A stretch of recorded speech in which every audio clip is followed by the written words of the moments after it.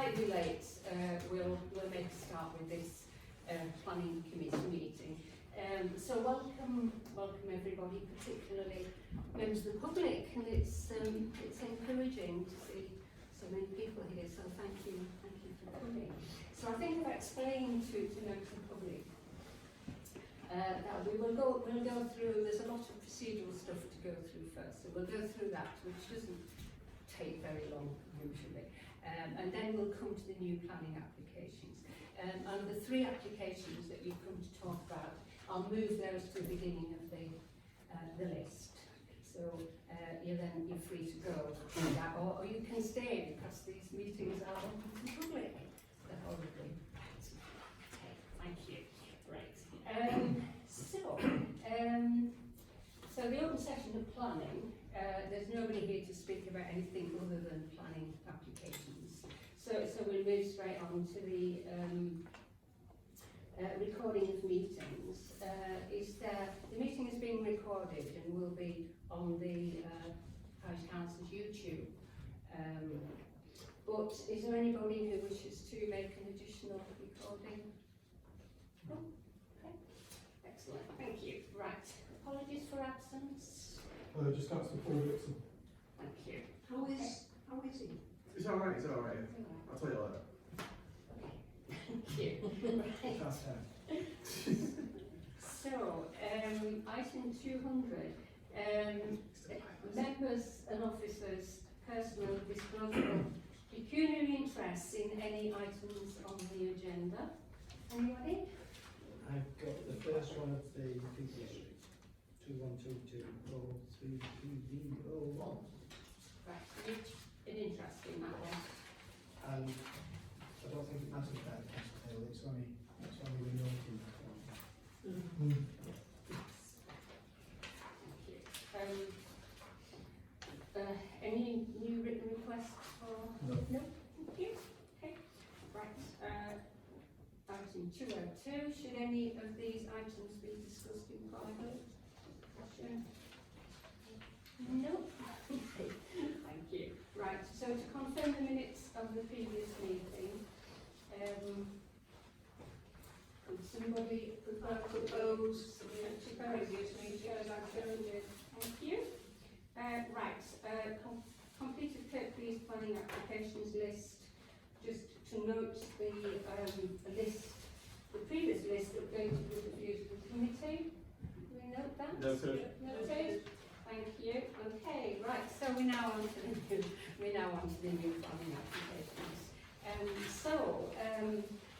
We have members of the public here wishing to speak about three of them. And the first one is 9 is the application for 9 Wheat Close, which is number 18. Councillors.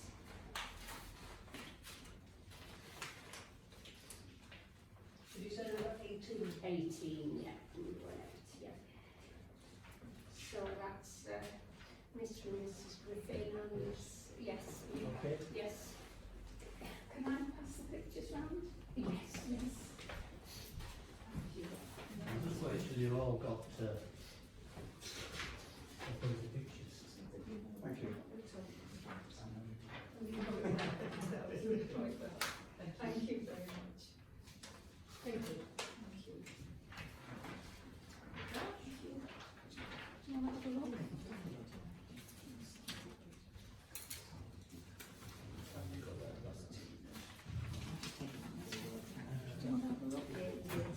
Yeah. Okay. Are we ready? Thank you. Right, so we've 3 minutes. So This planning application is about Wheat Close, which is a terrace of 9 houses overlooking Brownhill Reservoir. The houses were built when the reservoir was constructed about 100 years ago, and I think the terrace is a significant example of substantial and well-detailed water authority architecture, and any alteration should be designed in detail so as not to spoil it. When the houses were built, it was a time of coal fires, and they all had outhouses attached to the back. for fuel storage. And those I call them extensions, but they're attached outhouses. They're arranged in such a way that every house has an extension, has an outhouse on one side of it, and on the other side of it there is no outhouse, because they're handed in such a way that it has the window of the house next door. So if you look at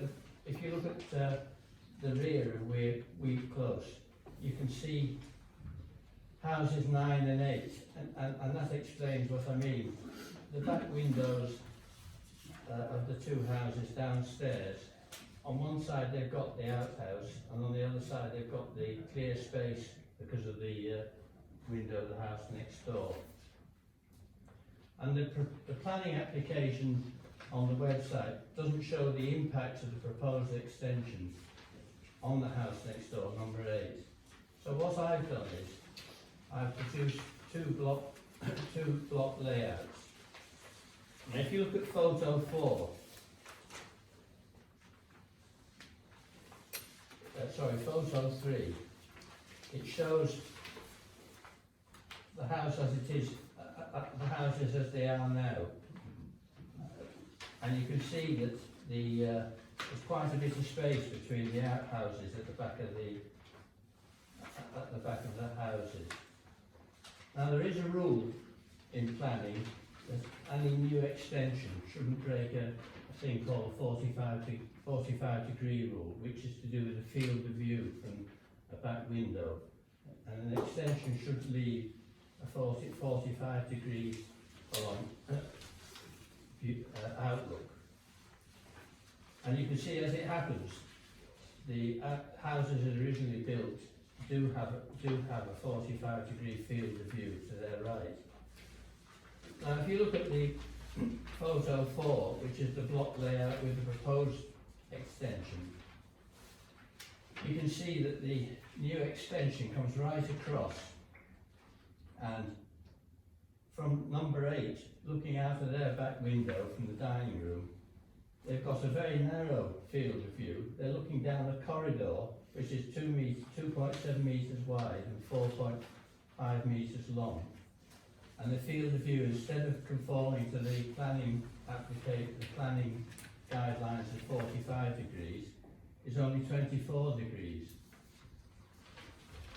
And when I talk about this 45 degree rule, it's including Kirkley's design guide. The size of the extension is huge. It will be oppressive and overbearing because of its size and its proximity to number 8. And the extension would occupy more than half of the back garden of number 9. The extension would come to within 300 millimetres of the shared garden wall, which is too small a gap for any maintenance work to be done to the side of the extension, or to gain any access to the extension gutter without coming into the garden of number 8. There'd be nowhere to put a ladder to reach up to the gutters at the back of the house. And as it's there's trees around, the gutters need to be cleared out every year.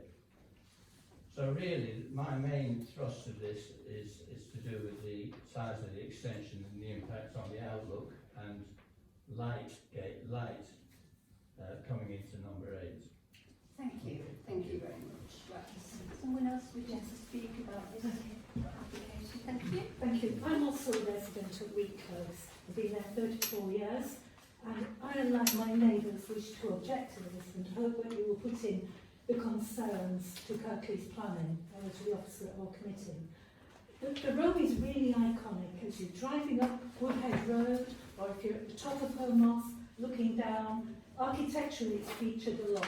It's in this year's Home Connections calendar. The whole row has a lovely feature. So it's important visually that whatever is proposed keeps the rhythm of the design of this iconic row. And my view is, in support of my neighbours, it does not meet the rhythm. It is too big. I don't object to them having another kitchen, another extension, but there is a better proposal that was approved 10 years ago for the other house at the other end of the road, number 1, where they didn't propose to take the light from next door. They were building out to the side of their property. So there are other alternatives for my neighbours at number 9. I hope they get their bigger kitchen, but I don't think what they've proposed considers my neighbours here who live next door. So that's, I think, an iconic and important road to protect. The other thing I wanted to say about it is, I do have concerns about how planning is being run at the moment. I would not have heard about this application at all had it not been for my neighbours raising it. So then a letter was sent to the whole row. So now we have a chance to comment on it. But that's worrying that we're not being informed. And secondly, and most importantly, when I spoke to a planning officer, they said they're no longer putting up planning sheets on telegraph poles. So how are we to know? That's an extremely undemocratic thing. Already there have been a few things slipped through in the Home Valley that I would have objected to because they're not in keeping. So can there be some comment made as well, both to thank planning for letting the rest of the row know, but also to raise concerns that it's not in the interests of the Home Valley for residents not to know what's being proposed. Thank you. Thank you, thank you. Right, can we agree to suspend standing orders so that if necessary, if they wish, councillors can ask questions? Thank you. Pat? I'm looking at the application. You don't seem to have lodged any comments. I'm going to, but I'm going to lodge comments similar to the presentation I've made. But And wider than the presentation, we've just picked out a sort of key things. Yeah, I advise you not to do a very big long presentation. I really do. It won't be read, it won't be listened to. Keep it down to key points if you want to be taken notice of. I don't mean for us, I mean just generally. In general, thank you. They won't thank you for more work. Yeah, you need to get your comments in. Yes, we've got a date. It's the 4th of April, I think. Right, any questions? Oh, it's changed. Right, can we discuss this application? Yeah. Yes, okay. Andy, do you have any comments? Is your patch too?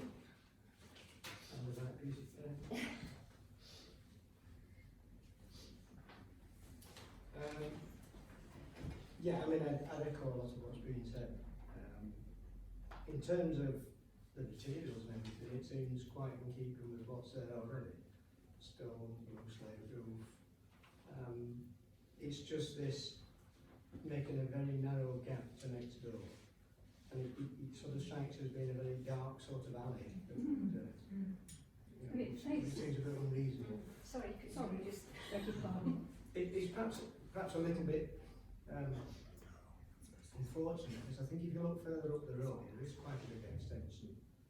I think they've been fortunate in that the doorways are to opposite sides, so the two blank walls are together. In this case, they wouldn't be.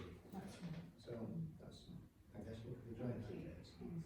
Anybody else seen it?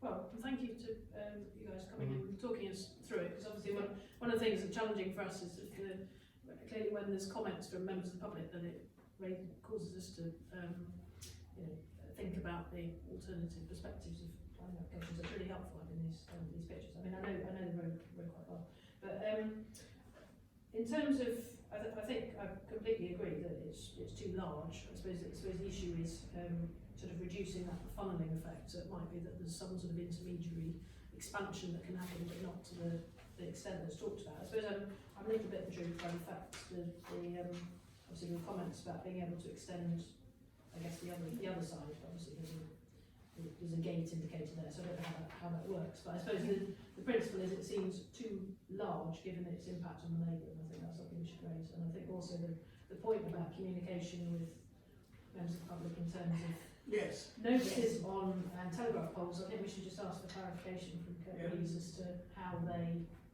advertise planning applications, because I think there is an assumption often nowadays that everything can be done remotely, but actually it's often people walking past a lamppost on Absolutely.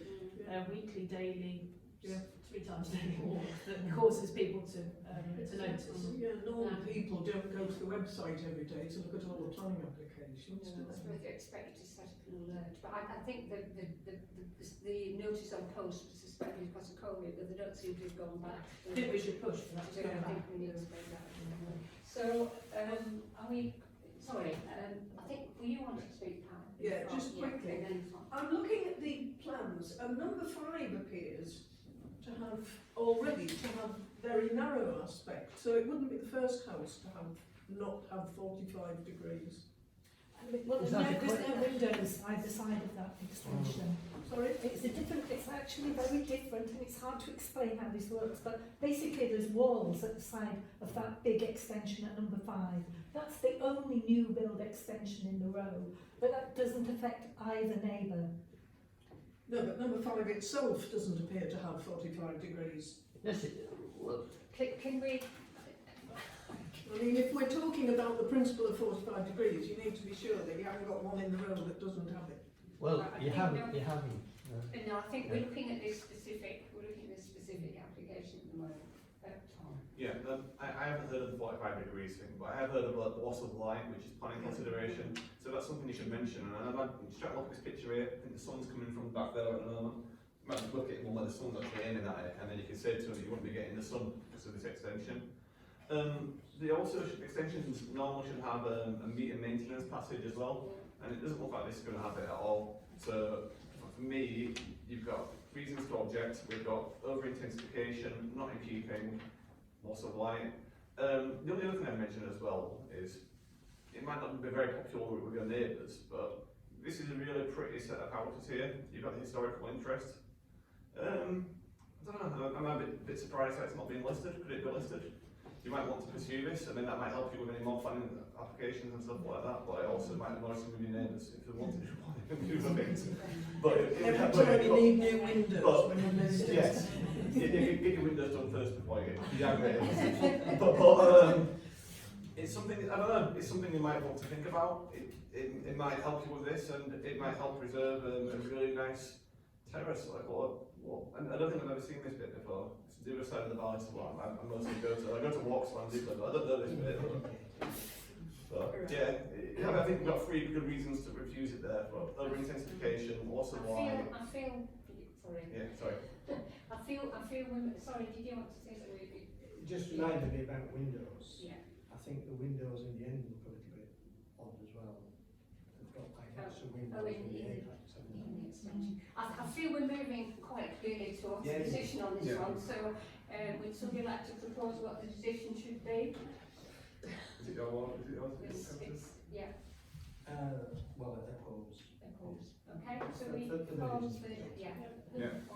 all in favour, right, okay, thanks. So the decision is to oppose that application for some of the reasons you've stated, but some of the reasons that they've come up with. So thank you so much for coming. All right, And thank for you. being Thank here. you very Thank much. you. Thank you. Petition. That's right.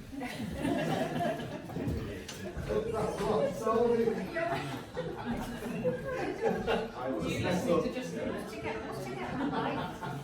Get the light sorted. No, it's got blind light, we had a flood. Yeah. It's not just a matter of. No, it's not just a ball. I fell down the steps a few weeks ago and really hurt myself. It's black, there's no light switches. It's ridiculous. All right, thank you, thanks committee for that one. So we're moving on to the next one, and it's going to be Jane, is that right? So the next one is 64 Town End Road, so that's number 19 for councillors. I don't know why this looks exciting. Right, so,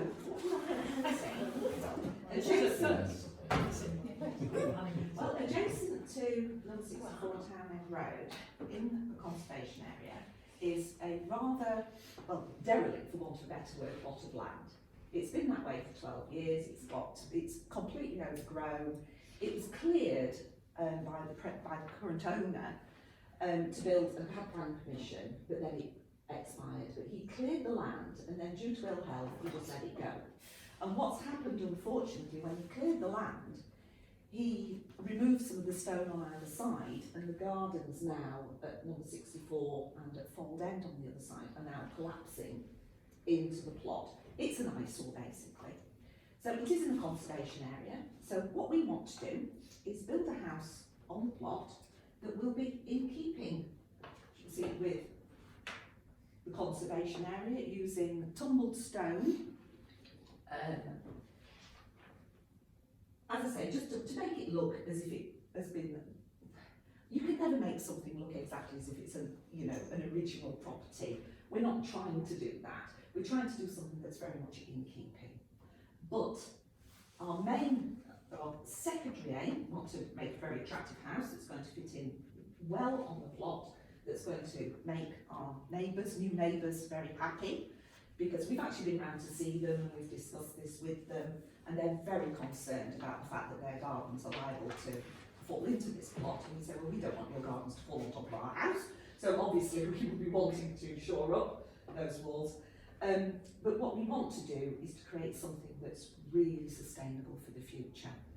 So to that end, what we are proposing is that the house will be highly energy efficient, with a bank of solar panels. So the front, which is very traditional, the back, which is not seen by anybody, will be super modern. Okay? And here, what we've got are panels of solar panels, and the aim is that with the increased insulation of the house, triple glazing, and amazing insulation, and the house will be effectively as self-sufficient as it possibly can be. There'll obviously be, we already have an electric car, there'll be the car charging point there as well, there'll be a home battery store for any surplus energy. Anything else that we do, we'll obviously try to export back to the grid. And in these rather troubled times, when we're becoming very aware of our reliance on fossil fuels, and maybe from other countries, that we think we're seeing as a way forward. We're trying to future-proof for ourselves and obviously for the environment. We also wish to have rainwater harvesting, so rainwater from gutters will be stored in an underground tank, which will flush the toilets and water the garden, wash the car, that sort of thing. 80% of drinking water now is used to flush toilets, and that's just a waste. So we will be minimising that by using that to using our own rainwater to do that. In terms of energy efficiency as well, we'll be wanting to use the house will need minimal heating. Appliances that we buy for the house will be of A+ rating or higher. We're also trying to make this house future-proof. We're none of us getting any younger, so we've aimed for wider doorways, wider staircases, just to make everything as accessible as possible, so that we can live there for as long as possible. Thanks, Jane, I think. Is that okay? 3 minutes. Yes, Is right. that right? Thank you. Right. Can I ask you to suspend standing orders again, so that I don't know if any of the councillors want to approach and have a look. We never had anybody bring in something like this before. Oh, this is really cool. Can I ask? Yes. The house was great. I was just thinking about the shoring up of the neighbours. How are you handling that on the plot? I think we might use a wire mesh which would be anchored into the ground, sprayed with concrete, and then a stone facade. So it'll be Essentially building a wall. We'll have to retain a wall, and then what we want to do is, because it's actually a lot low, the back of the plot is really high, and then to terrace up to the top of the garden, There's a difference between the front of the plot to the back, between 8.5 and 9 metres.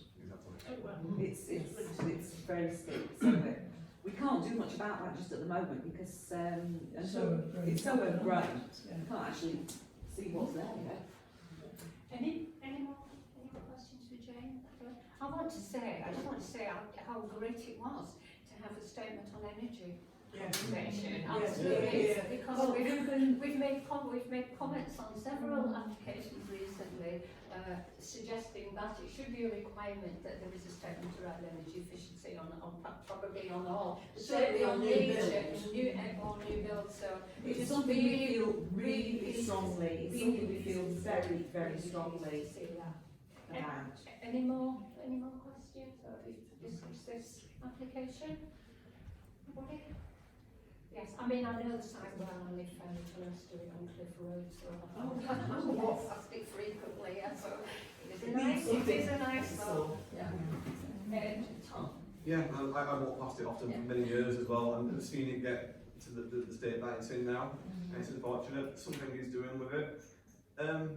Interestingly, I just had a quick look on Google Street View now, and across the road from yours, where it is, the house that's across the road have actually got solar panels on them, facing inwards. And I'd say the houses on the other side, I can't ask any more questions, but the houses on the other side probably don't look like they should be in a conservation area. They look quite new and quite modern. It's only our side of the road that's conservation, so the outside is... Okay. So, yeah. So the other side can do what they want, put the solar panels where they want. It's strange, but I would welcome something being done with the site. Obviously, you've got to follow the rules of the conservation people, obviously, and stuff, and as such, it's good that you're taking the environmental aspects really seriously. And my thoughts were that we should just support it in conjunction with what the conservation officers say at Kirklees. But we should put in a comment that we're really supportive of the environmental aspects of the upland and what you're trying to do with that way. And it's good that site's getting clearing up because it's a bit of an eyesore, it's a bit of a mess, yeah. Any other councillors wish to make a comment? Yeah, certainly. Yeah, Andy? I mean, echoing a lot of what's been said, I've just made a few notes myself. Site currently a mess. So anything will be better than it looks now. I'm a bit of a traditionalist, but I actually quite like the traditional front and back. The thing is, the back won't actually be seen from anybody, apart from a little bit from either side, and the lady at the back, and we've shown them and they really like the design, so. But presumably the back is in, if your front is the beginning of the conservation area, then the back is in the conservation area, and therefore you have to go through this. Of course we do, except we just say it won't actually be visible by anybody. Yeah. Parking's another thing that I was I mean, I see there's enough parking, sufficient parking. The garage though. The garage is a double depth, the tandem garage, it's 9 metres What deep. would prevent that being converted into living accommodation, in the future? He's a mechanic, he's going to be using that as a workshop. There is no chance of that being used as there's no chance of that being living accommodation, I can absolutely promise you. And I mean, and it's green credentials, I think. I think planning would stop it. I don't think you can reduce I think you have to apply for permission to reduce your parking. Yeah, conversion, change of use. Yeah. Right, I feel again we're moving towards a decision here, so would somebody like to propose? Could I just make one comment? Would you reconsider the concrete aspect for the boundary? Apparently concrete, I've just read, contributes to 8% of the CO2 emissions. Well, there are different types of concrete, you can have higher ash content and so on. My thought was that if it was sprayed onto the steel mesh, it acts as a barrier and that's anchored into the ground to prevent any further slippage. That will be up to structural engineers. Yeah. You know, we'll have to Just wanted to. Yeah, no, absolutely, absolutely. We will have to follow advice from structural engineers on that one, and Yeah. really that's going to be quite an issue. I mean, hedges are lovely, hedges. They wouldn't They're not going to hold, they're not Oh, going to sorry. hold the gardens up on either side. Apologies, I It's don't. almost the height of the ceiling. Yes, it is right, it's really right, it's got to be, and the garden that's on there is actually currently disappearing into the plot. It's actually falling in at the moment, they're very keen. Okay, let's move on, we have several more applicants. Sorry. So, Once I start talking. I propose that we support this application, Yeah. and have a note to welcoming the statement on Yes. energy conservation in particular, so. Yeah. Okay, we're happy with that, yes? Yeah. Okay, Thank you very much. Thank you. Thanks, so you're welcome Thank to you. stay and listen to the other 20 exits or whatever. Test your interest in your neighbour's dormer windows. No, sorry. Right. Thank you for coming. It's just, well, first time since I've been on this committee that we've had a model, so this is Yeah, it's as well. it's going to be a lot longer, so. Yeah, she Should was have taken a from- picture of it while the one next to it was speaking. You can if you like. Why not? Whilst, You can whilst move on to the whilst other we're one. taking the photograph, we're now going to look at number 12, which is the Melton Ford in Stoles.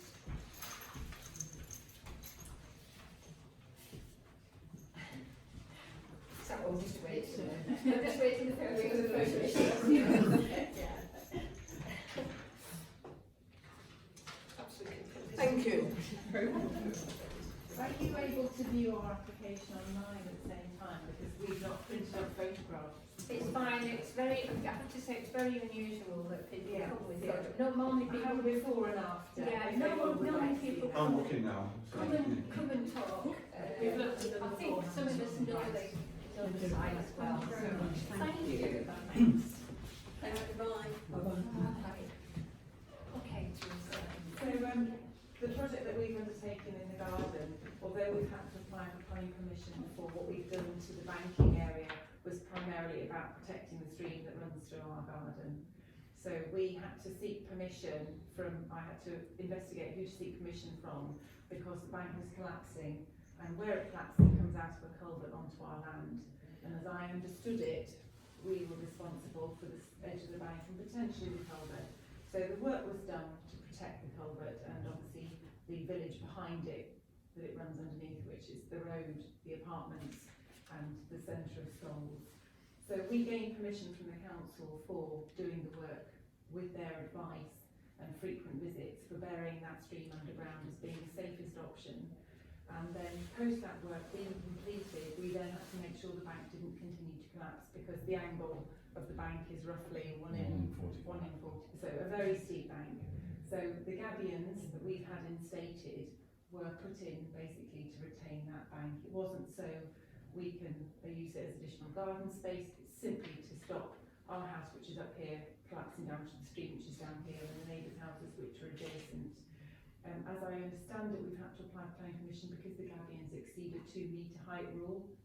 But when we initially began the works, we could only get one company that was willing to undertake them. We didn't have drawings to follow. It was very much a case of it's all spoil from the mill over the road.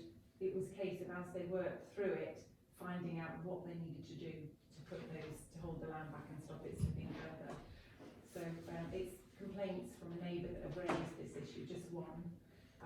But we would like, obviously, it to be passed by the council and everybody, so that we can just reinstate the vegetation, which we've started to do. We've planted 15 birch trees there this weekend. I've covered the bank in a biodegradable mesh, biodegradable pegs, wildflower mixes, 5 different varieties to encourage wildlife. I've got bare root hedging arriving, all native species. So the intention is to try and replace everything that we took away. Actually, what we took away was sycamore and bramble, but replace it with something that will benefit nature. It's not our intention to use it as garden, and the gabions are simply to retain the bank whilst everything takes shape and to keep things away from the tunnel entrance. If I show you just the obviously the before and after of what was happening to our tunnel. I think the Oh, impact right. of that collapsing. Yeah, yeah. And the main thing for us was actually we came back during the floods Sunday before, and this 600 ml pipe held the water, not a single drop overflowed. Wow. That's an access chamber for the council to inspect it as and when they want to. But yes, with all the flooding around here, we were absolutely astounded that we didn't end up with any issues at all. So anyway, thanks very much. Well, thank you. Thank you, Teresa. Right, what number is it? Suspend, oh, sorry, it's number 12. It's number 12. Suspend standing orders, any questions, Teresa?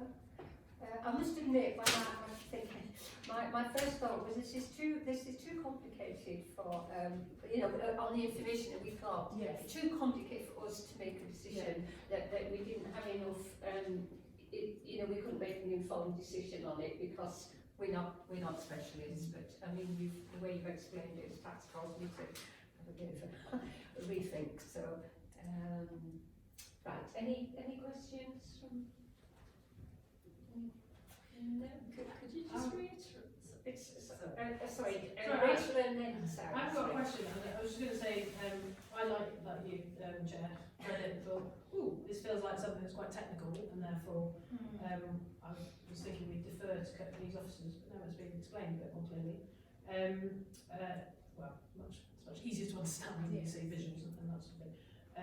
I would suggest we support it, to be honest, because I think it's a necessary piece of work, and it sounds as if the council's been involved all around and aware. Thanks, Rachel. Sarah? Could you just reiterate why your neighbours were opposed to it, please? It's just one neighbour. I think initially I talked about trying to support the bank with steel piles backfilling. We couldn't do that because putting in steel piles causes vibrations and the tunnel would have collapsed. So when they said you need to bury it underground, that's the only way you can support the tunnel, rebuild the entrance, that's what we did. I think she would have preferred still to have had the stream next to her garden. She also was concerned that we would overlook her garden and we would spend time on the bank. It's quite exposed, you can see it from the road. We have a very private, nice area of garden with a big hedge that we use. It's not our intention to use that piece of land for anything other than reforesting it and putting wildflowers on. We have another half an acre garden to look after without any additional responsibility, so I think that was her concern. We did receive a letter in support from a resident today. But there aren't any objections on the application. If they're objecting, they haven't lodged them yet. Right, I'd be intrigued because she approached Councillor Firth, and then somebody else as well, and our local MP, so the complaints went up to But she needs to submit them to the planning department. The she's still MP, got a week to do that, I think, actually. Yeah. and you've paid the work you've done has cost you presumably loads of money. It sounds like quite a big job. It was done with Kirklees' support and advice, and you followed what they wanted done and thought was appropriate. Yes, right? and I attached the letter of approval from the flood management team to but yes, it was expensive and emergency, otherwise we wouldn't have undertaken it. Any more comments? No? So, something like to propose? I propose we support it. Support it? Yeah. Support, okay, thank you. Thank you. Thank you. Well, thank you. Thanks very much for coming and talking us through it. As I say, quite often if we have applications that are really quite technical, we don't have the technical knowledge in order to make an informed decision. So what we would have done had you not been here, I think we would probably have said we wouldn't make any observation, we'd defer to Kirklees officers, which is probably not much difference, but given that you've come and explained and specifically answered that question, so our decision is to support it. So excellent. Thank you so much. Thanks for coming.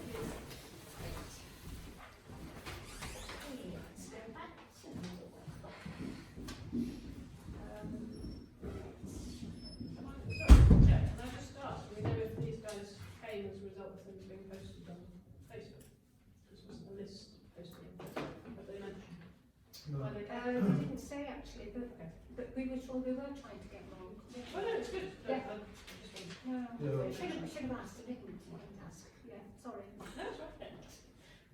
Right, let's press on. Yeah. number, number one, which is, are you okay? It's a substantial extension, and they seem to be adding a bedroom, but not adding any parking, and it's in a cul-de-sac. It's not clear, because there isn't a block layout, there's only elevations. But I don't see any mention of there being, one more bedroom, no more parking, in a cul-de-sac. It's subject to officers, highways, or whoever. I'd written down that obviously there'd been an objection because of noise and light, or noise too bad really. It goes away, but I did think that the issue of loss of light for the neighbours needs to be looked at, and I think, as you just said, the plans and people are quite crafty in plans sometimes. If you don't show how it sits relative to all its neighbours, Yes, can not and there look was as no impressive. plan that showed that, was there? They were all just those nice, pretty looking So signs. imagine and to look like. object. Are we objecting? Anybody else wish to object? Yeah. Is that okay, Rich? You've got. Is that on both the loss of light and parking? Yeah, Yes. I didn't know comment on parking, but Right. council point, Yeah. so, yeah. Insufficient parking. I mean, there may be more parking, Right, for all I imagine know. it. Let's move on. Well, it's not clear, is it? No. And to be honest, number two, my concerns are exactly the same. Right. It's going from 3 bedrooms to 5. There's no block plan again, so it's not clear if there's additional parking. This one isn't in a cul-de-sac, but you can't see how near it is to neighbouring properties or anything, or whether there's additional parking. No, I thought the conservation assessment was extremely brief. I mean, it was just always, throwaway. Did anybody else look at this one? I looked at it and thought it was okay, but we could, it depends on whether Councillor Colling thinks we should support subject to no loss of parking, or subject to increase parking. sufficient parking for size of property, or whether we object on the basis of insufficient parking provided for size of property. I think, where possible, I want to support Peter. Yeah. I thought it improved the look of the building. But so are we agreeing to support it Subject to parking, because it's 2 additional bedrooms as far as I can Sufficient see. parking for increased size of property. Because it's going from 3 beds to 5, which is quite a big leap. And not what we want, but we can't stop it. Okay, thank you, Pat. So, moving on, number 3, which is Folkestone. Tom, you have a chance. I hope you can turn that, Tom, thank you. I haven't had a chance to look at my plans properly, it's just been busy this weekend. But I know where this one is, and if it's where I think it is, it's a farm which is quite a bit out of the way, going up the hill on the left hand side. And I think you probably have quite a bit of space to do something like this. Has anybody else had a look? Yeah. Yes, I do. The neighbours were happy with it. Yeah. Looked fine to me. Yeah, I thought you'd find out So there. support, how is, Yeah, support. Okay, support, yeah. Yeah. Thank you. And, number 4, which is Another Homley one. lot of Homley ones this time. I had support, I couldn't see anything really that was. Support, yeah, I thought it was fine. Gosh, we're all in agreement, which is Only because you want to get home. We all know why it's moving quickly now. At least 2 of the people in this room don't want to be here. efficient, Pat. Remember we're being on the right. You made it right, of course. Number 5, Andy's. Yeah, Did you? this is the one that I Chance? thought should have been last month, and now it's not this month. Yeah. Technically, it's closed for comments, but anyway. Yeah. I don't see any big deal with it. They're taking down a conservatory and putting a push extension. They're not overlooked. In fact, they're looking down to the stream. So I thought it was okay. It's just Support. Support. Yeah.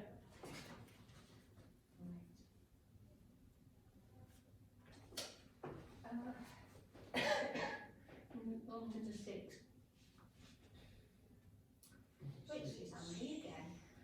Right, yes. Yeah, they're going to lose a gauge, but having said that, there's a note from Kirklees saying that they're accepting the parking arrangement, so I guess that's okay.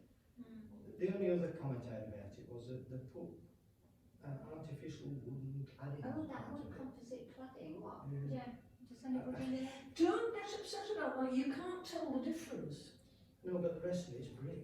Why don't they? Oh, I see what you mean, but if there's other cladding, aluminium cladding looks like wood. Yeah, I'm not too worried about it being artificial. It just looks a bit odd when all the other properties are brick and that's brick, and now there's introducing wood cladding. Seems a little bit odd to me. But other than that, okay. Okay, support.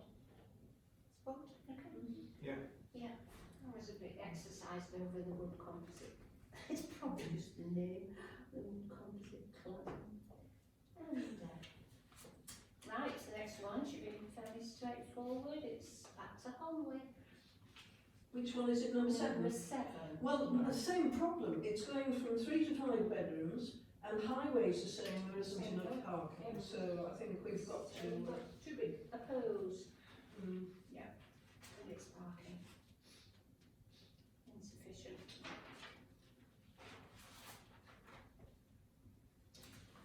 Should we say over intensification? Sorry. Over intensification, because it's no parking because it's too big. Edgemore though, Edgemore's not crammed, I mean, it's modern semis, it's, you know, it's not a, No, no, it's a scale, I thought the scale yeah, of the it's, extension. there's a lot of it, there is a lot of it. Well, I mean, you know, this 5-bedroom properties, and frankly, let them do it, because I think they'll struggle to sell it. so are we wanting to add over intensification? I don't know, are we allowed? I mean, there's room on the site. Yeah, but I think it's too big relative to the previous house. There is a. Oh yes, a percentage. isn't it? Yeah. Okay. Query the percentage. Maybe over intensification is not the right word. I don't know what we. Not in keeping Too with the large. houses. No, it's not really in keeping. I guess it's too large in proportion to original property. Yes. That's really the issue. Not subservient to the. Yes, okay. Now the next one. Hang on. Sorry. I'm not the one wanting to dash in. The next one's another Holmway one.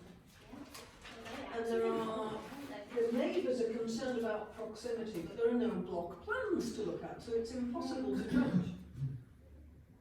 I mean, I support it if the distance is acceptable, but we have no means of judging because there are only elevations. I think as Tom said on one of the early applications, I understand there's supposed to be a metre between the boundary wall and the wall of an extension, and it isn't a metre. It's But something you like, can't something tell like if- that. Don't take that for gospel, but it's something like that. Yeah. It should be a service passage. But there's no way of It's- telling if it's a metre or not. Well, I've managed to, I thought it was too close to the boundary, just no 1 metre gap to the boundary. I think it's in one of the supplementary planning documents on extensions, I think it says in the. Yeah. It's So- to let the fire gate through, isn't it? It's definitely good practice anyway to have Yeah, something it like will. that, and it's been a good neighbour, I think, and doing something like that. If you build right up to your boiler, it's going to be fair, But isn't do it? we know he's doing that? Because I couldn't find any block plans. Have we got enough? Well, let's put object on the basis of concerns of proximity to boundary line. But do we know that other than from the neighbour? Well, we can say from the plans available, It appears as though. Right. concerns that there is insufficient space. Smashing. Okay, boundary. Yeah. It's not the end of the world if we set something and turns out there's another plan that we didn't see. Yeah. Address that issue. Yes. Go with the information we have. Okay, and the next one is a Rockhills one, so. I thought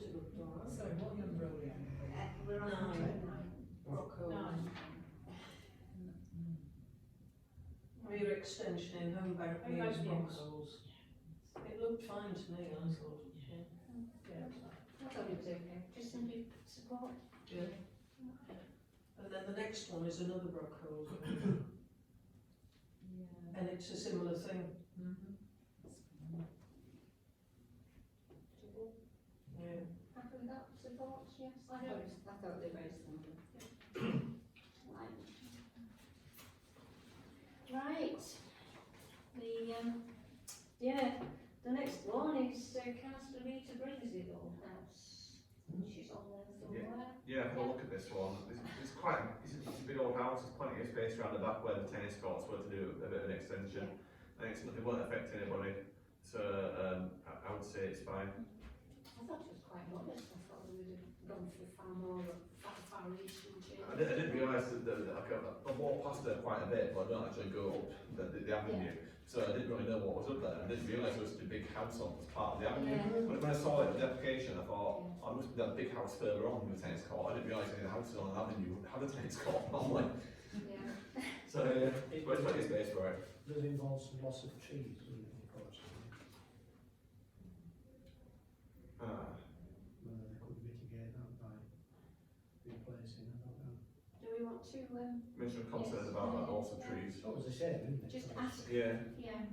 So replanting to compensate for any lost trees. Yeah. Yeah.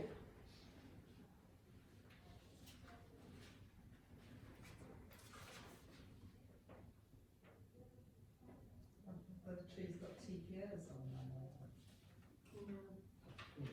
We have relatively few listed trees around here, don't we? I mean, well, because we've got loads of trees, I suppose. We should set up a scheme where people who need to demolish a tree can contribute to the Project Platinum and planting them in schools. Yeah. They can donate one to their local school if they have to remove them. Right. So we've now reached number 12, which we have decided to support. So Yeah. moving on to the next one, which is a listed building consent. Yeah, I think we should support. They're going to a lot of trouble to get really nice windows. They're timber. Yeah. I mean, normally we would give our standard reply because it's a listed building consent, but I feel inclined to be a bit more supportive. I know we can't give, but if you look at all the plans, they're clearly spending a king's ransom on these. Yep. They're getting slim, they're timber, not plastic, they're slim, they fit in, you know. That's Yeah. let's support it. Let's support it. No standard replies. It's not complicated, is it? We can understand this one. So the listed building consent. Yeah.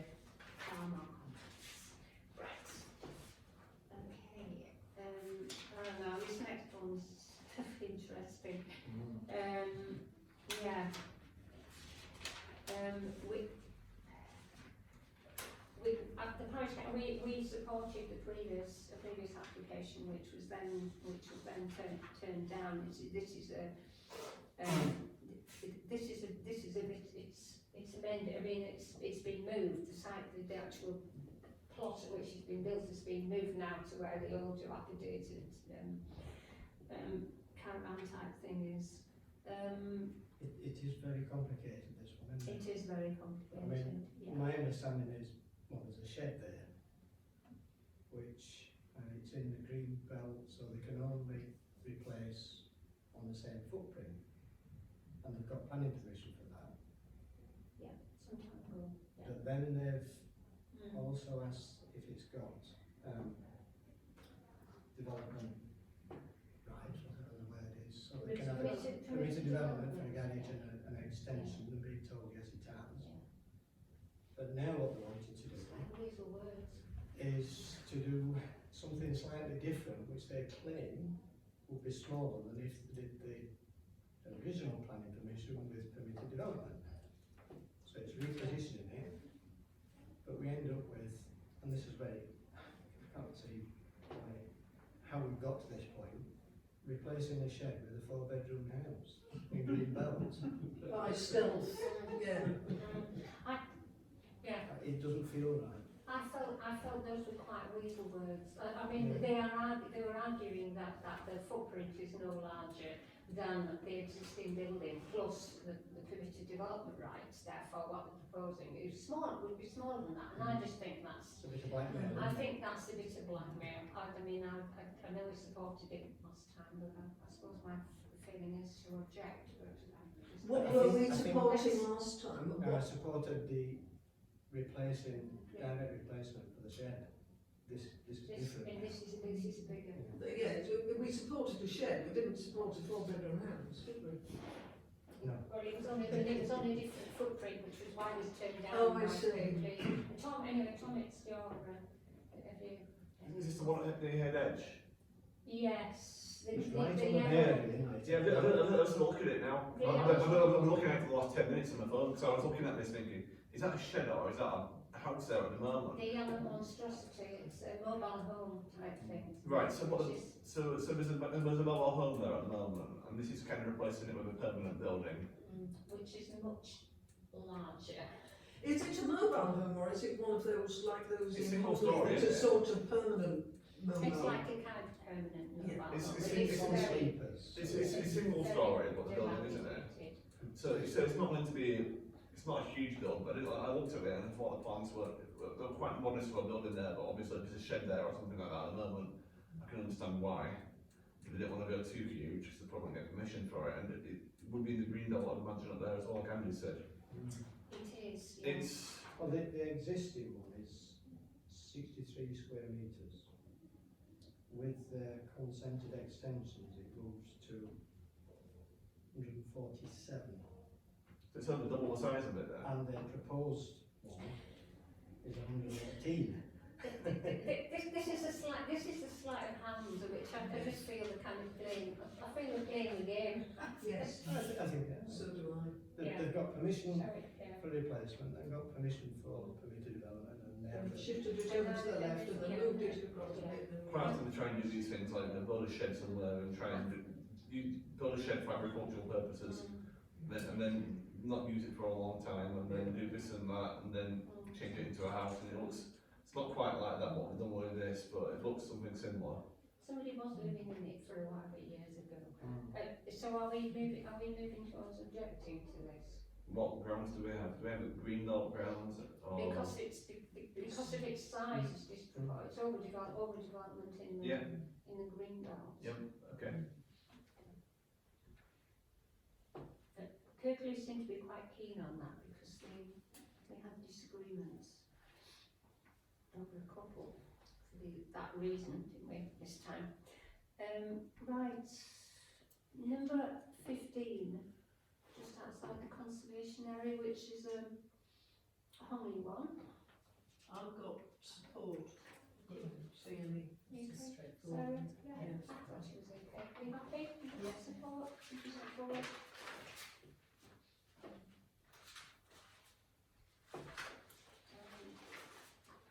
16 is discharge Didn't we do this conditions. last time? This and number 25 are similar. They're in Westcroft and they're discharge of conditions. Well, I think that this was where we normally do a standard reply Yes, because it's technically. It's beyond that, and the same applies to number 25. We might as well. No observation, I don't get that. Right, so it's defer or refer to Kirklees officers.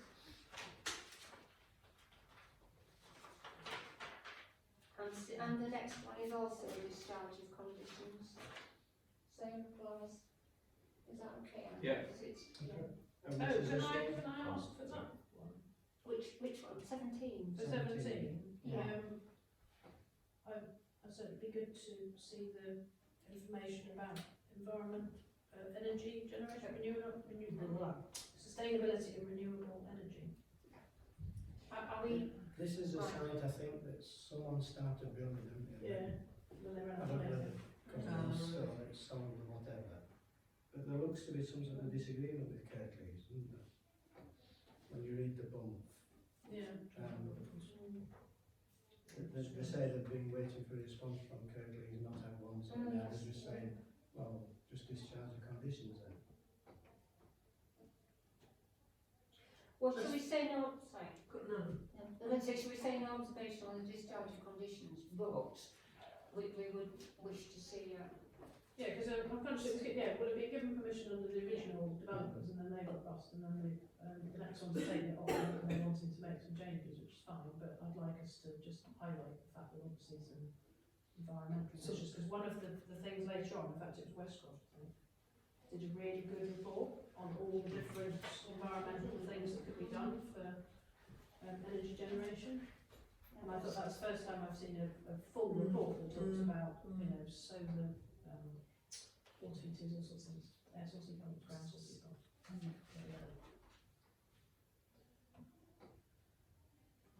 So we're saying no observation actually on discharge of conditions, but you said you first get as officers, but actually request there should be information on environmental energy considerations. As per Labour plan policies. Yeah, that's yes. Is it policy now? Yes.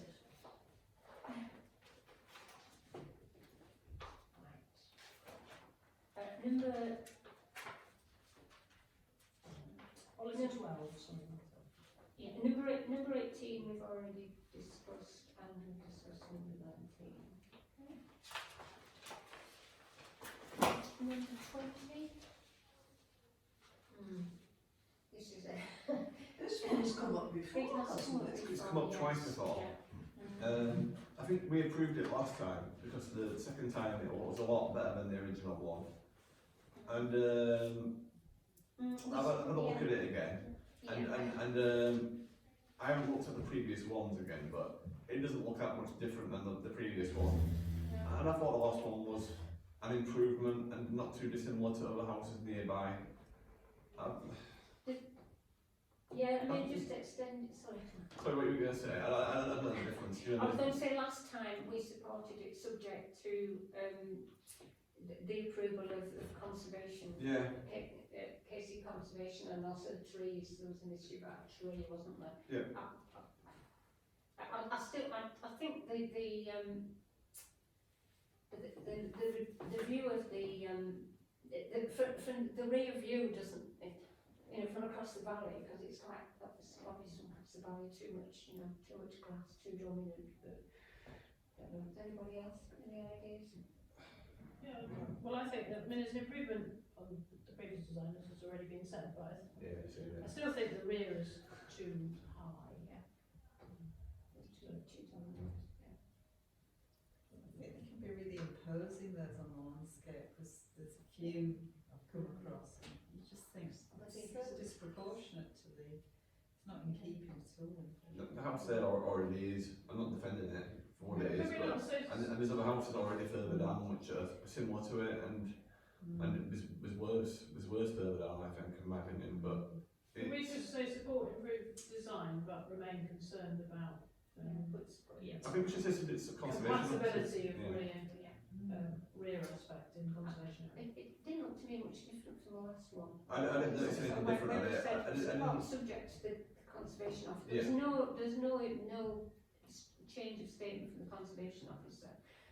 But voice our concerns about the rear.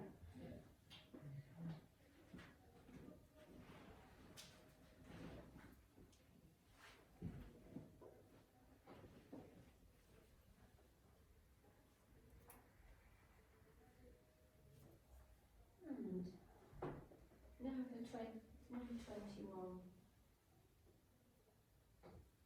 East View. Rachel, any thoughts on this one? Yeah, it was, so they have a home office upstairs. It took me ages to get my head around which way the windows pointed. Yeah. But once I got it clear that because it was like floor to ceiling windows, but then that was the only aspect they were able to have the windows, and actually they're not somewhere that you would see them. So I thought it was fine. Okay. But I did find the plans a bit confusing. Yeah, Where's the road and where's the... Yeah, me too. Because I thought you'd be driving down the road and see this big sea of glass, but you're not. You're not. Yeah, so it's fine. Yeah, I think okay. So just support that one, and then we're back with removal of existing conservatory. 321 Mountview Road, Hepworth. I've had a look at it, it's just replacing a conservatory at the back of a living extension. I think it's okay, plenty of space for it, it's fine. Support, I thought it was too. Right. Number 23. Yeah. It's when it says partial demolition, it's not a total demolition down to the damp-proof cost. It can't get much further down. They're cutting the tree off to the stump, but there'll be some tree there. Yeah, it is green, it's green belt, so, yeah, Tom's version. Anybody? I had a quick look at it. I thought it would improve the house, what they're proposing, but I wasn't clear how it related to the footprint of the old one. I couldn't visualise that on the suppose I plan. assumed if, yeah, so I assumed it was going to be built on the same footprint, The same but it wasn't footprint, clear yeah. whether that was the Yeah. case. the demolition down to damp-proof cost would suggest it. But you'd normally Well, provide, no. normally provide a line, like a red line or something Yeah. that shows the previous builder, but they don't Yes. seem to do that. So Yeah. I see. There's nothing in the way of it's environmental. No, I think, Yeah, we can put that in. are we saying support? Support subject to being on the original footprint. Subject, and also requiring some sort of climate mitigation statement. Yeah.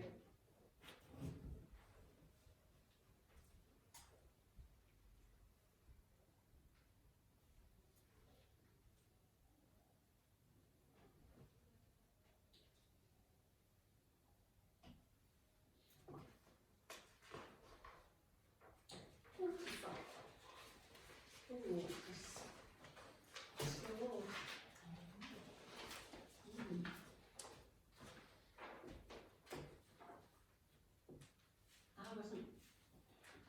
I wasn't too happy with this one. It's a large two-storey extension and it's set back and it has a lower roof line, which it's supposed to have. But again, I thought it was getting too close to the boundary line and concerned about the impact on the adjoining, the rear extension on the adjoining house, so I'm not happy with it. Did anybody else? Yeah. I thought it seemed too large. Too large. I also wasn't clear what impact it had on parking. That's Have I become the parking monitor You now? have. You've taken a previous steps about the parking. And I want it porous. Not only more of it, but porous. Fewer cars. Yeah, I think it's over dominant, that Yes. extension. Yeah. Good word in chess. And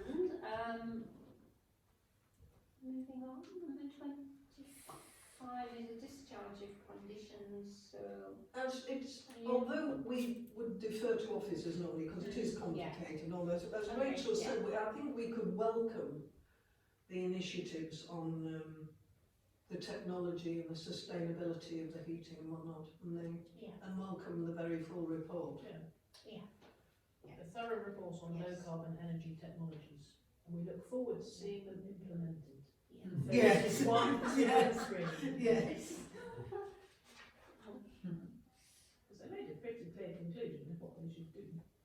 So we'd like to see them do it. Because they could be written into the conditions, couldn't they?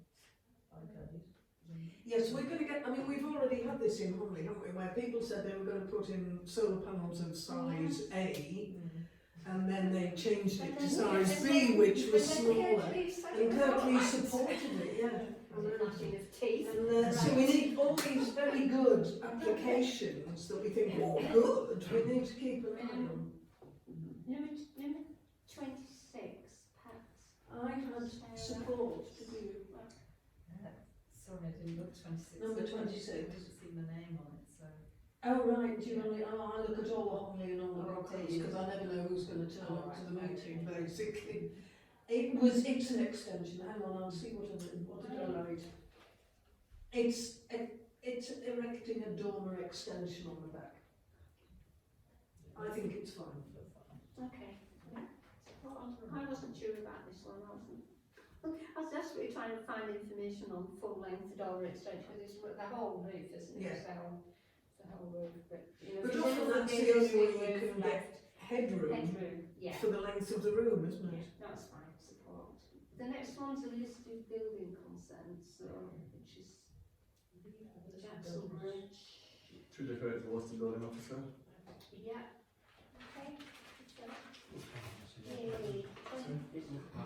28. Oh, Victoria, right. Have a look at this one. It's quite a big extension actually, but there's not much else. It's to the left of the end terrace. I think it's 3 of them there. Yeah. And there's plenty of space for it. There's not much else around there, so it should be fine, I think. I think it's fine, and there's an ample parking and access around the back. Somebody's complained about lots of view, but you know, that doesn't, it's not a change. No, it's not a planning bit of consideration. That was presumably from someone on the other side of the road, wasn't it? Yeah. It must be. Yeah. It's the plan, It it's must like, be, what yes. concern? Yes, Yeah. that's why they brought the house. It must have been on the other side of the road. It's just really just on the road, I imagine, but yeah, I don't think it'll change it that much. I don't know. It's just not what it is. But, it's a bit wild. Well, thank you. That was a bit. Right. Okay, moving on to item 206, which is planning officer decisions. Well, we had an absolutely bumper crop of disagreements. And I didn't always agree with Curtleys over these, but it was kind of roughly it was a roughly 50-50 split between ones where we said support and Curtleys said no, and vice versa. They certainly seem to be kind of going to town on the green belt, you know, disproportionate addition to a building with green belt. Which you know, I suppose in way we should welcome really. Yeah. And there's a very old one from Victoria Town, Castle Hill, with comments were made, I think, originally in a long time ago, Yeah. 2018, before. Oh, really? Yeah. Yes, I was sorry about the Marsh Gardens one where. Oh, normally. Yeah, where we objected to They have made them put the panels up now. they've made them count with, That's just a they're just a smaller, aren't they, and it probably, anyway, we can't keep fighting forever, I suppose. Right, okay, moving on to neighbourhood planning. So we voted to let all councils have a copy, I hope they appreciate this, of the NDP. And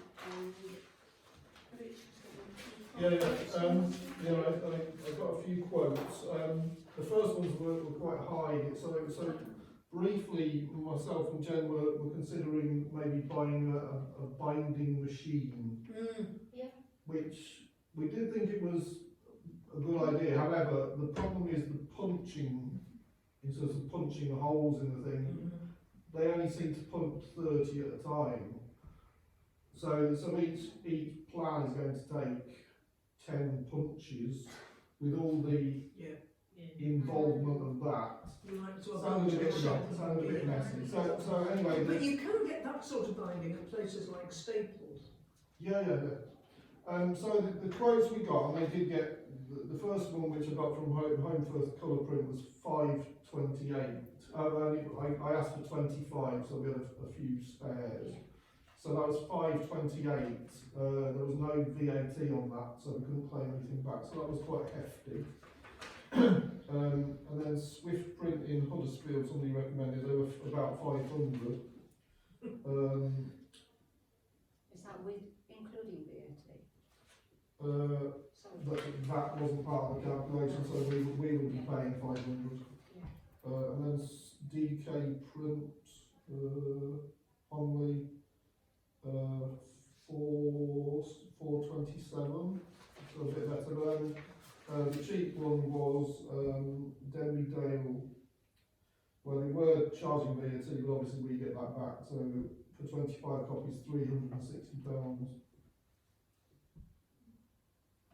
I just thought the cheaper the better. I mean, do we really need each council to have one? Could we not just, to be honest, I'll probably just have I might look at it and then it will be just left somewhere forever. Could it be shared? Well, I mean, we did discuss this at some length at the last meeting, and we felt it's really important that councillors do have the, because it's a working document. I mean, it should. We should be I mean, using it for 10 we should be years or using so. it more than we have been at the moment. And it should get thumbed and used, and I think it's impossible. It's impossible to do that online. So yeah, I think we do, because it's become our manual really. Yeah, I think we do need it, but I think one thing we could do is we could ask if people had to not stand at the next election, for instance, they might wish to return it to the council, and then they could give it on to a new councillor, rather than just have to reprint it. So the council can loan it out to councillors and then ask for it back, or ask the councillors to pay 20 quid for it or something like that. Yes, which they get back if they want it. Yeah, or they give us 20 quid if they want to keep it afterwards, or if not. Yeah. Should the local library have one? They've already got some and they should get a decent copy, yeah. Right, so I guess we need to make some decisions. And I checked and the main one is there. But it's this one. Yeah. So are we going to go to the Denvidale quote? All those in favour, we go with the Denvidale quotation. Yeah, thank you. And then Tom's suggestion that we request That it is, they are in fact loaned to council. Yes, We'll probably give you back straight away. Yeah, if people if they want them, they can always send it straight away. Yeah, and then we keep them for future councils. We don't want that big anyway. But like, if we're having to take some new councillors next year, then we could give it to them. Please put it down. Yeah. Right. Are they going to be, will we be giving them to people that are full council? Those that are, That would be the easiest way, wouldn't it? If they're ready. Yeah. they'd be ready for full council. I would have thought so, yeah. So you said you actually, sorry to bring it up again, but do you think people will look at it apart from these, us in planning? Do you think people will? Many of them won't, but they need They need no excuse to not look at it, if you get my drift. It's important that they have it. They can't claim that they can't read it online, they can't claim they haven't received it, they can't claim, because I'm not suggesting they should sit down and read it from page 1 to page however many, but they should look at it, and they should dip in and out of it. And it has relevance to climate emergency and other things as well. It's not But it just. needs to be on recycled paper if it's to do with the climate emergency, but that's just. Actually, yes, we should use recycled paper, Yeah. but if it's going to cost more.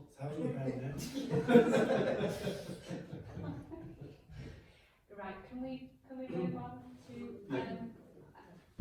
two, which is that Rich and I drafted a letter to go with it, which you all have copies. So are you happy to approve our?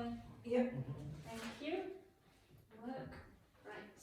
And just to note that Rich has been promoting the NDP. Into various media. Yep. Noted. Yeah. Noted. Yes, and he's been answering when people raise on the Facebook page, you get the young people saying, well, Kirk Leader, I don't know, and Rich has intervened in a very tactful way. Right. So, number 4, communication with Kirklees planning officers and managers on the usage of the NDP and how to promote further engagement. So I wrote to Lisa Harlow, who came and spoke to us, I remember once. I thought it was a pretty good reply, very quickly. So pointing out that on the Kirklees website, the NDP is now clearly set out as part of the development plan, the local development plan. And in pre-application inquiries, the planning officers will speak about the NDP to potential applicants. I don't know how many people do pre-application inquiries, but and then pointing out, we already know that officers are citing the NDP in their comments on planning applications. and she's suggesting, I suppose, if we're approached by applicants or agents directly, it's beneficial to signpost into the NDP, which no doubt we would do. Do you have anything to add? The only thing I'd add is I informally contacted Joanna Scruton, who's the planning policy lead, that's the title, just to get a feel from her team as to how they were finding implementing it. Basically, she replied and said, you know, they're all fairly up to speed on it. Obviously, it was a long, detailed document, and I got the impression they slightly regret having to compromise on the length and detail within it. But now they're becoming more familiar with it. They're you know, making sure that they don't cause any confusion between the Kirklees policies and the neighbour development plan policies, but they're getting used to working with it. So I think it was probably quite a diplomatic sort of, oh, we wish it wasn't there, but given it's there, we're working with it and it is, and we're using it. And she, you know, she really reiterated what Chair's just said about it. You know, it is being used and they are citing it in all the reports. So I think, you know, it is making a tangible, albeit small difference. I'd like to see a developer refer to it. Quite often when you read some of the notes, they'll refer to all sorts of things, but I've not seen it in NDP. Personally, I'd still like to maybe invite some of these developers to perhaps wine and what was it? Cheese, was it? Sorry? Nibbles, right? They did it Brockles. They commented on them. That was their road. You were organising a wine event, Perhaps we could have some of the developers here. For a wine and cheese, yeah. Yes. And you would I remember. the food on it. Yeah. But then we'd be courting developers. Yes, I'm not sure that's quite. Yeah, and if we let them pay, we're taking bribes, so we lose either way. Yeah, It's a lose-lose. yeah. Yes. Didn't we have somebody, I'm sure somewhere at the last meeting, some applicant had referred to the neighbourhood. I think it was the Woodhead Road development. Woodhead Yeah. Road one, yeah. Well, we'll be seeing it more so, especially in the big developments, won't we, I think? Yeah. Yes. It's something to keep an eye on. It's very new, isn't it, really? We Well, don't their get, PR people are going to be all over things like that to make sure they're seen to be. we don't get many developers. Well, it was only, there was the Woodhead Road one, he was going to come and speak to us, and then he was pulled back internally and didn't allow to come and speak to us. So, Orders from above. yes, I think so. Okay, moving on, number 5, yes, to note that the Deputy Clerk has emailed Julia McDowell to find out the time frame for the no response. No response, what a surprise, right? I will check. Thank you. Noted.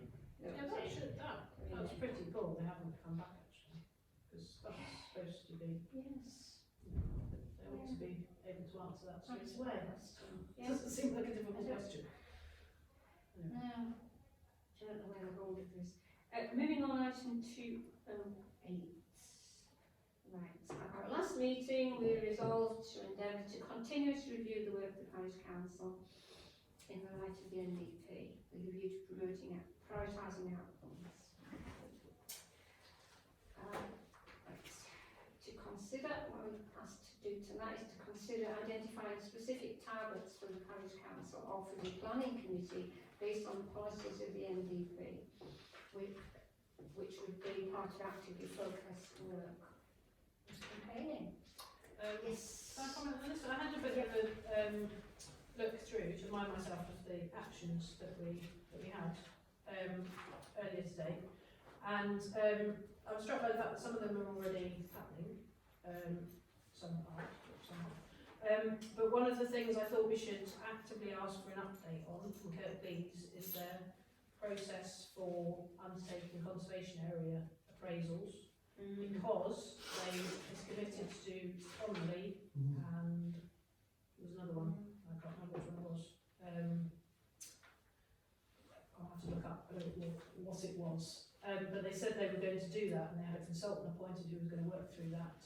And I think it's important we understand where that's got to, and that it hasn't just fallen off the edge of things they need to do. And similarly, they were also looking at, as part of that, they wanted to capture the non-designated heritage assets within Honley. And again, they said they were going to engage with the local civic societies and local people to get more input. maybe they're doing that, but if they are, I don't know about it. I'm not saying I wouldn't necessarily know about it, but I would have thought. I think they might be. They might I be. think they might be because Sean knows more about this, if it's what I'm thinking it is. That he was, you know, talking about what are we doing about Ars Conley, and this wasn't the old Ars Conley, I don't think. Yeah. So I think there may be stuff going on that Sean could fill us in on.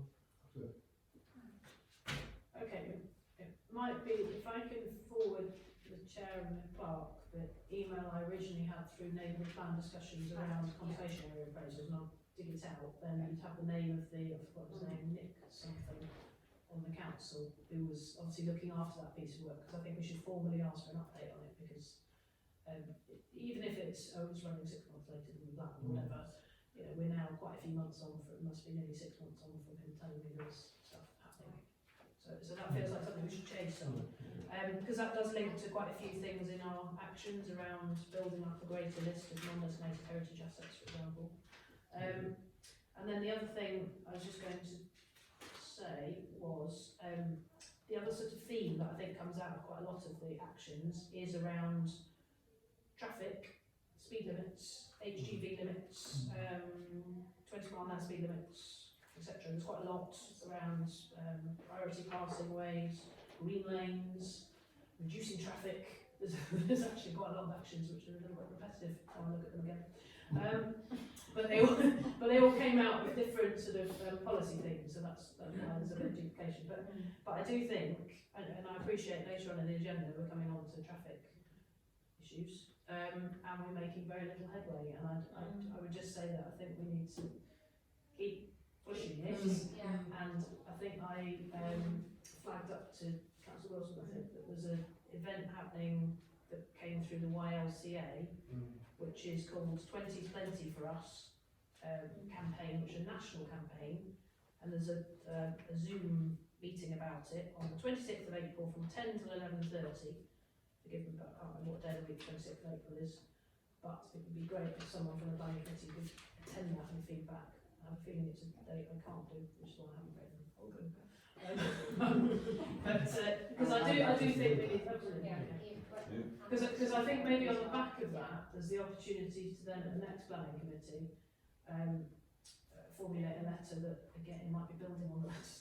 keep sending it to get these highways, but to say actually this isn't just a local thing, it's a national drive. Because a lot of places I visit, the more you see 20s all over the place. The whole 20's Plenty is really caught on, hasn't it? Yeah. Have you read the sort of information that comes with that training? No. Then there's a video as well, it's quite good. My only sort of slight area of doubt is it's they wanting you to latch onto the national thing, and the idea is that all 30s become 20. Now, I'm not sure that we'd necessarily want to do that within the but personally, I think around here we have sufficient knowledge about our parish to know where we ought to be pushing for 20s. And for me, I think that's what we should be trying to do.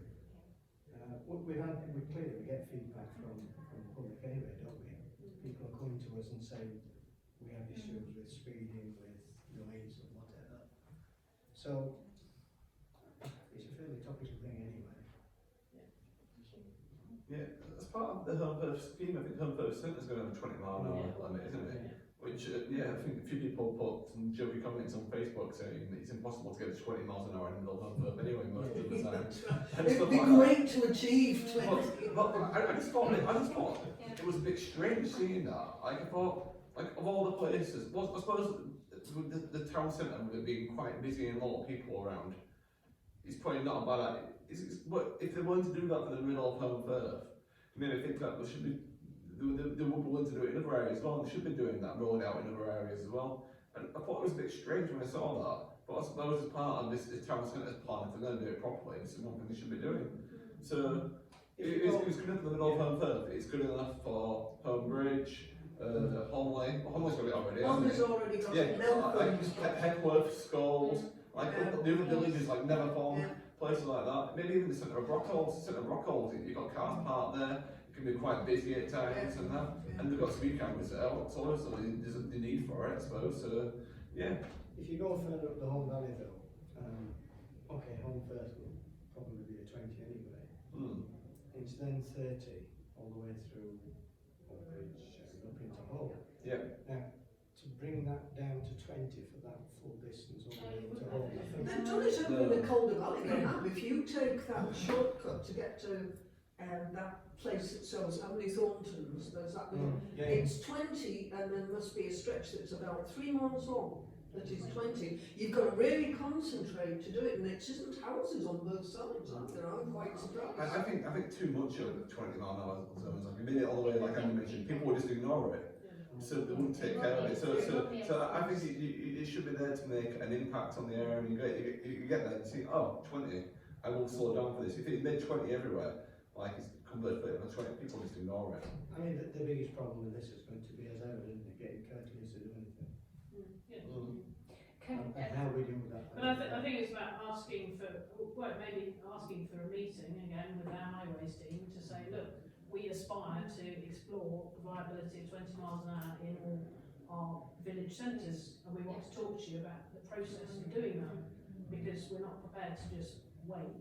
So we've got people complaining, and it's not to say we want to turn it all 20 miles an hour across the valley, because everyone will go on taxes, but actually in little pockets, I think it's really important. Yeah, I should have McDale and Leicester, of course, as well. I didn't mention them areas, but they should have 20 mile an hour limits as well, probably. Well, Magdale is. Nobody takes any notice of it. Oh, right. Well, actually, most people do. But you should read the drill. Have you seen their Facebook page? I think You'd think people were doing 100 along there.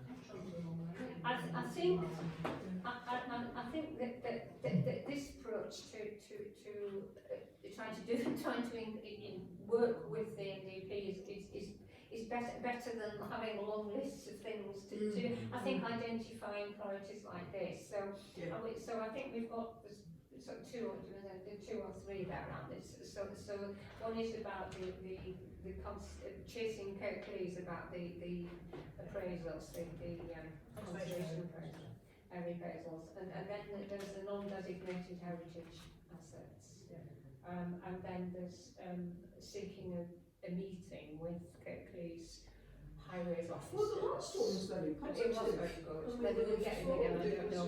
But about because we've been pushing forward on these several fronts. So if we bring them all together and when we had a remote meeting, virtual meeting with the Hinchliffe Mill campaign group, didn't we? And that was with someone who told us that Kirklees were looking at 20 miles an hour in some form, and he would come back to us for his house.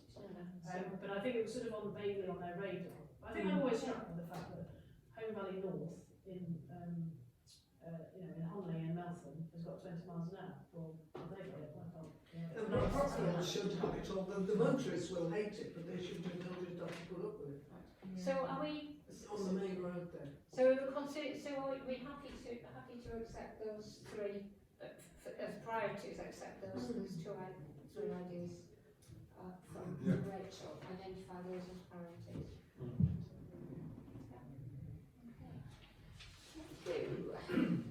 Peak District National Park Authority. Interesting. New or amended applications. Right. This okay, we're all there with it. Number one, which is 41 Village. This is the one I shouldn't comment on. This is one you shouldn't comment on. That's a shame. Right.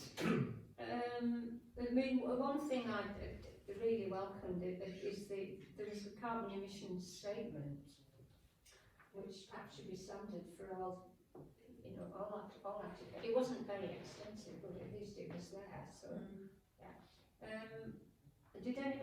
had a look. Did anybody else have a look? I had a quick look. Yeah. I did despair at the Peak District planning calls all day. It's just so clunky. Just clicking in every piece. I was glad we don't have 24 in Peak District. make some comments. Just, sorry, I mean, I thought the changes proposed looked okay to me, but I was a bit concerned that it's making two dwellings into one big dwelling, so we ended up with one big dwelling rather than two smaller dwellings, and we need, you know, we need smaller dwellings. So I was uncomfortable about that. Rachel, what did you? Well, generally I thought it was okay, because it was an old sort of dairy building at the back, wasn't it? But to be honest, I was minded to just leave it to Peak District National Park. We were incredibly hot on size of housing, Yeah. who it goes to, its design, different conservation area. So I didn't have strong, it should definitely go ahead, or any real reason to object to it, to be honest. So shall we go for an observation in this case? Yep. I'm happy with that.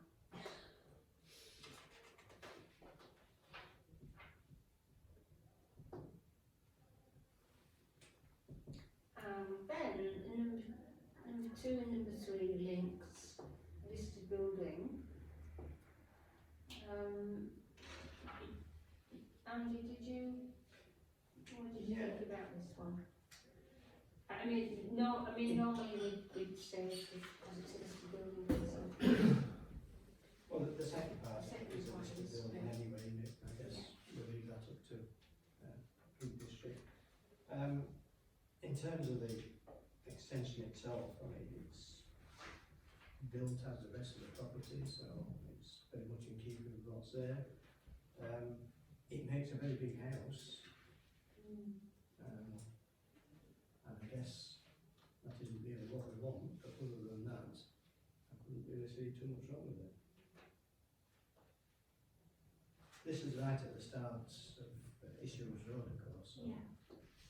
it's not like I mean, it it's looked. a major thoroughfare or anything, there's plenty of parking. It looked. I mean, as an extension, it looked. I couldn't see any problem with it. It looked into being doing all the right things that extensions are supposed to do. It's strange that we've got. It doesn't say listed building. It is a listed building. So are we going to defer to National Park officers? But say I suppose I thought it looked okay. Yeah. It was replacing a lean. There was a lean-to there before. Yeah.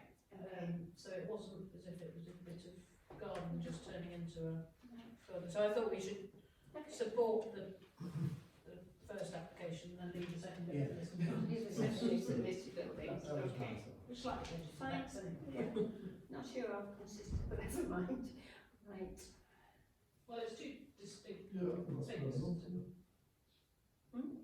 It's two distinct applications, really, albeit the same thing. So I think we have done that. It's two, yeah, fine, okay.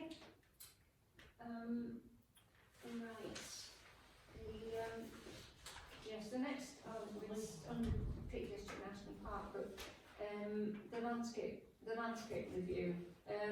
We agreed at the last meeting that we would go for individual responses, but then we had a communication from the Green Lane Alliance, and Andy and I have been working on a response to the Glover review, which I intend to circulate very soon, as soon as I've finished it, which should be next week, and bring it to the next meeting. Is that within the time scale? It is within the time scale, because our next meeting is on the 4th of April and the deadline is the 9th, so yes it is. So are you happy? Yeah.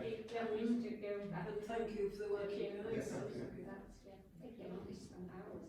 Right, now the next one I thought was really interesting. We'd probably debate for hours, but we're not going to.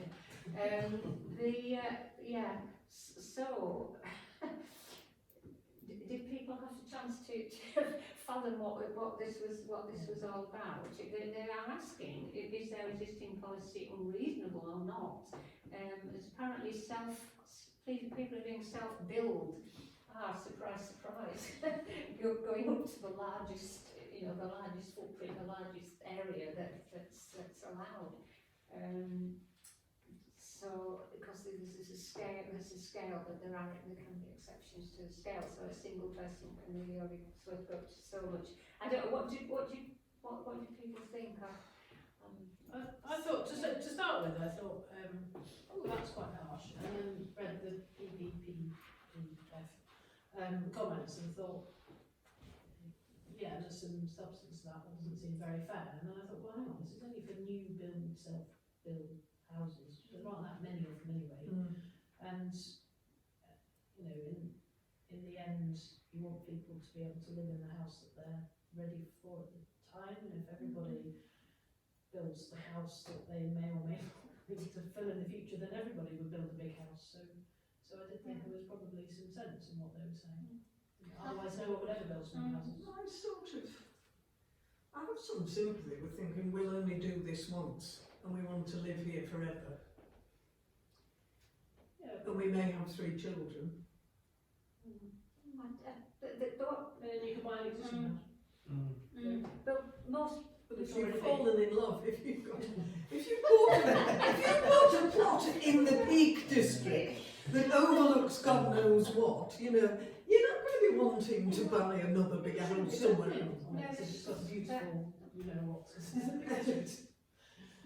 I mean, this is about affordable housing, isn't it? First of all, I thought it was really harsh, and then I thought, well, this is about affordable housing, isn't it? So if you allow people, whatever their family composition, to build up absolutely to the maximum, then you're in a sense cutting the supply of small buildings. But So it isn't the job of the public to provide affordable housing, it's the job of councils and builders. And these people doing self-build are not building for the community, they're building for themselves. And I don't think you should apply the same strictures. If this was a developer or a professional builder, just a little builder, I'd say, fine, part of your responsibility is to provide affordable housing. But Jim Smith, who's found this site, who wants to build his house, it's not part of his responsibility to build a house for somebody who may or may not be around after he's died. But that's for now, isn't it? Whereas I mean, a house goes for many generations. You would hope anyway. How do you know that Jim Smith is building this 5-bedroom house? And actually, once he's put it up, he's just going to sell it on anyway because he's maximised his profit. Not many self-builders do that. I think what they're saying is that people build to the maximum they can rather than what they need. Yes. If they build what they needed, so they build a 2-bed house and they have a family of 3 people, then they move, don't they? But that 2-bed house becomes available then for other people. It's sustainability as well, isn't there? That's There's a the principle stop of in it, affordable housing. Yeah. But I don't take Rachel's point about this is tiny amount, isn't it? So Yeah. it still must be. Yeah, it's not the problem, is it, really? Does anybody have anyone else want to comment on this? I really support it, it's something I'm very interested in, but more the Welsh have the One Planet development policy where you can build your own house and live off grid, but I don't know whether this is about living off grid, is it? I don't think this Not is yet.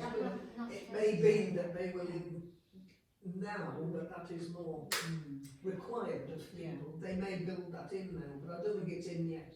No. So we have a variety of views, which is always good.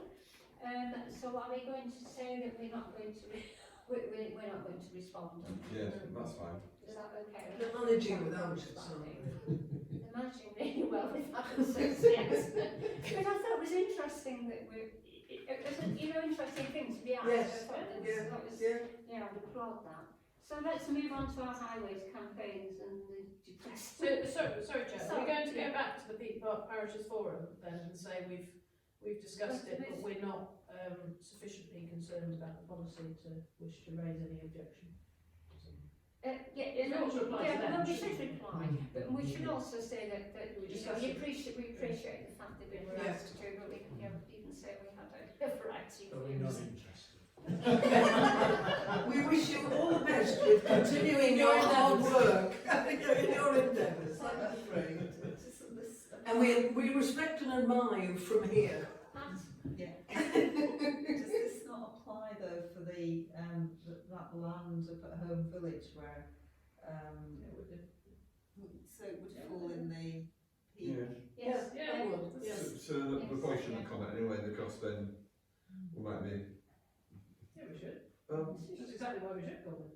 Yeah, I think it's responsible of us to have a view on it and actually vote for it, because if that's going to go, well, if anybody's been passed recently, it's a very beautiful garden. Are you asking that we should take a vote on whether we're in support of the policy or not? Is that what you suggesting, Sarah? Which part of the policy? Well, because of the land that the although it's to do with the land charity, isn't it? yeah, it's different to the parish council. Yeah, sorry, I get mixed up. Sorry, Okay, apologies. fine, we'll leave it as it is. We won't, yes, We'll go back to the Yeah. DPP. yes, and say thank you for asking. Thank you, but we don't wish to raise anything. Giving us the opportunity to comment. Right, 2010, sorry, 210. Ongoing highways campaign, so just number 1, noise pollution along Woodhead Road. Okay, you note that? Yeah. No, thank you. Are we, sorry, Chair, is the clerk still just chasing?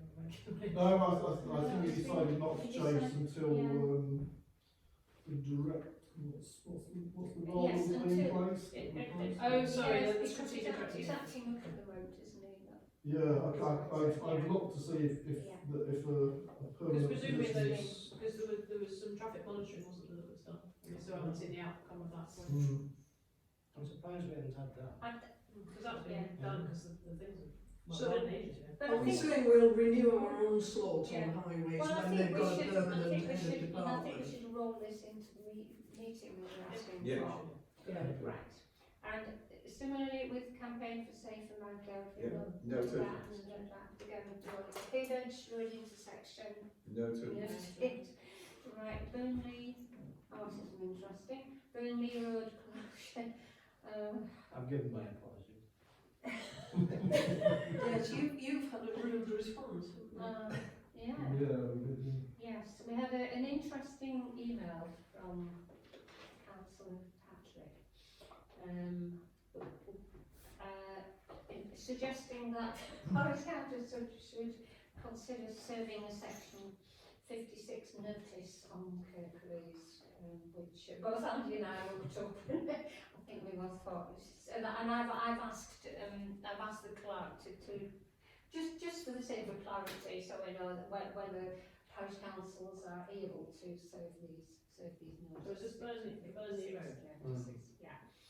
So Councillor Patrick was asking us to raise a notice. He was suggesting we should do. Can he do it by himself? Yes, of course, individuals can do it. So why should we do this? Well, we should do it because we're all party political and we're doing nothing and we're Marxist and we're not taking action. I'm saying that we Let's should not go down that we ticket. shouldn't do this. We shouldn't be doing dirty laundry for it. That's We what should do it he's yourself. saying, not me. That's what he's saying. Well, He's made it I party don't- political. We don't think we should get into this discussion, but I just thought he'd suggested to about section 56, so I've asked the clerk what the legal position is. What is But I think we should respond to party political criticism and say there are no party politics in the planning committee and we're all We haven't concerned got about the visibility. I roads and wouldn't feel happy about doing that. We haven't got visibility of this note that you're talking about. It's worse. So, is it in the pack? No, it only came No, over the it's, weekend. yeah. Maybe Friday. I've been asked. Just back on the section 56 Hill. Yeah. My understanding about it is all it's doing is determining who's responsible for that Yeah. maintenance of that road. So look, we know who's We responsible. know who's responsible. Yeah. So it's not going to get I us. suggest we don't. I suggest we don't really do anything about that email. But I just wanted to establish the legal position. Yeah. It's not what we're applying to. It's saying stupid stuff to us. I can see no point in engaging in a dialogue No. around that. Okay. Okay. Can we just move on? Sure. Yeah. Ramsden Road. Right. Gosh. An awful lot of work has gone on this, and thanks to Andy and Gavin for that. So we need to note the Deputy Clerk's letter. Okay. Noted? Noted. Noted. And to further note, will Acorn make a response? Noted. Yeah. And do we wish to consider any further actions on this issue at this point? I think we should respond to his response. I don't accept all of what they're saying there. I mean, essentially saying these gates have got to be strong enough to withstand the Russian army. Well, we're never going to stop people. Anyone that's really determined to pull a gate down will pull a gate down, or they'll find a way around it. You know, when you look around other authorities that put these gates up, they don't do it that way. And certainly Erebos have put up some fairly simple, cheap gates, and they're working. I saw some more in the Lake District this weekend, from the Forestry Commission, similar sort of thing. And you know, for £3,000 each instead of £25,000 each, you could buy a lot of gates. It's got to be worth Well, a try. should we suggest that they do, they do it and see how it, Yeah, goes? I mean, they can maybe trial it, because there's the other road above where my mum and dad live, and that's got really bad problems up there. Yeah, Cheesegate now. Yeah, it's really bad up there. It's been for years, and you always see all these four people going up there. I think on a wider front, that they're now talking about looking at options again. We've known about this for 6 years, 6 years, and they're talking about looking at options again. What options are there that they can't have considered in 6 years? They really just need to get on with it. So do we wish to suggest, no, as Andy says, that we go back to with Acorn and suggest that they trial cheaper Could we gates. ask them to, conscious of the Yorkshire Water have got those barriers across the car parks at Digley, haven't they? They can close, they don't close them, but they do have those gates. They don't look quite as flashy as this yellow thing that they've got on Castle Hill, but they might be, but they do look a lot more sturdy than the airwash ones. So I just wonder if it's worth us contacting Yorkshire Water just to ask what their barriers are, because they have the same issues. People wanting to stay the night in their car parks. There's only one organisation more difficult to contact than Curtis.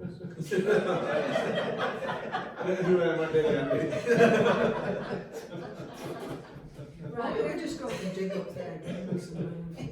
But I can see from Curtly's point of view, they don't want, if a cheap gate goes in and then it just gets wiped out the first weekend, someone with bull bars on the front of their pavement, it's all a bit waste time, isn't it? I mean, I could ask the Forestry Commission, the ones I saw just last week. Well, that would be similar. There are some little areas that they gate off, And we have them on the Transpennine Trail, of course. There's nothing particularly strong about But it. there's sort of something between one of those yellow ones and there is an intermediate one.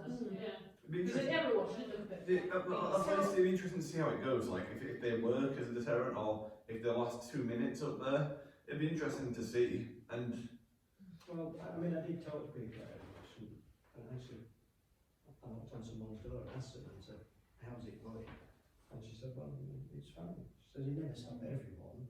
Motorbikes seem to find a way around them. But 95% of the problem's gone away. And we still have the problem there. It's only last week with the burnt out Land Rover. There's been 2 instances of fly tipping in the week. It's still going on. And they really just need to get on with something. And as you say, even if it doesn't stop 100%, if it stops 70%, yes, it's achieved something, hasn't it? that'd be a success, I think. Yeah. I think it makes it very clear legally as well that if vehicles are on there, the police are in a position to say you shouldn't be there. Whereas at the moment it's a civil offence and they don't want to get involved. Should we respond? Should we respond with another yes or no? The close working with Andy on the response. Sorry. Shall I bring in the firing line again? Yeah.